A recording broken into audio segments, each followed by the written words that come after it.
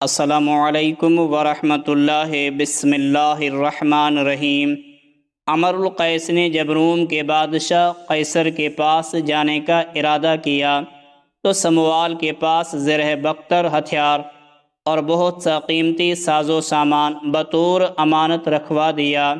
پھر جب امر القیس کا انتقال ہو گیا تو روم کی ایک چھوٹی سی سرحدی ریاست کندہ کے بادشاہ نے قاصد بھیج کر سموال کے پاس بطور امانت رکھے ہوئے زرہ بختر اور ہتھیار طلب کیے تو سموال نے جواب دیا، میں یہ سب سامان انہیں دوں گا جو اس کے اصل مستحق ہیں، اور بادشاہ کو کچھ بھی دینے سے انکار کر دیا۔ قاصد دوبارہ پھر وہی پیغام لے کر سموال کے پاس آیا، مگر اس نے پھر انکار کر دیا اور بولا، میں بدعہدی نہیں کرتا اور نہ ہی امانت میں خیانت کرتا ہوں، میں اپنی وفاداری ہر حال میں نبھاتا ہوں۔ اس کا جواب سن کر کندہ کے بادشاہ کو بہت غصہ آیا اور وہ اپنے سپاہی لے کر سموال کی طرف روانہ ہو گیا۔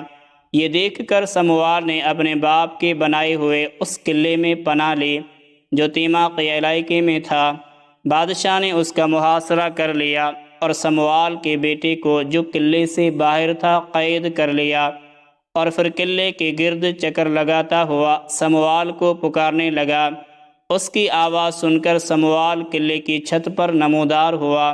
بادشاہ نے جیسے ہی اسے دیکھا کہنے لگا، میں نے تمہارے بیٹے کو قید کر لیا ہے اور اب وہ میرے قبضے میں ہے۔ اگر تم زرہ بختر اور اسلحہ میرے حوالے کر دو تو میں یہاں سے چلا جاؤں گا، ورنہ تمہاری آنکھوں کے سامنے تمہارے بیٹے کو ذبح کر دوں گا اور تم دیکھتے رہ جاؤ گے۔ اب فیصلہ تمہارے ہاتھ میں ہے۔ سموال نے جواب دیا، میں ان میں سے نہیں جو عہد شکنی کر کے وفاداری سے منہ موڑ لیتے ہیں۔ تم جو چاہو کرو، میں کسی کی امانت تمہیں نہیں دوں گا۔ بادشاہ نے اس کی آنکھوں کے سامنے اس کے بیٹے کو ذبح کر ڈالا، مگر پھر بھی وہ اپنے مقصد میں کامیاب نہ ہو سکا اور ناکام و نامراد واپس لوٹ گیا۔ اور سموال نے اپنی وفاداری نبھانے کے لیے اپنے بیٹے کے قتل پر صبر کیا۔ پھر جب امر القیس کے وارث اس کے پاس آئے تو اس نے زرہ بختر اور اسلحہ ان کے حوالے کر دیا۔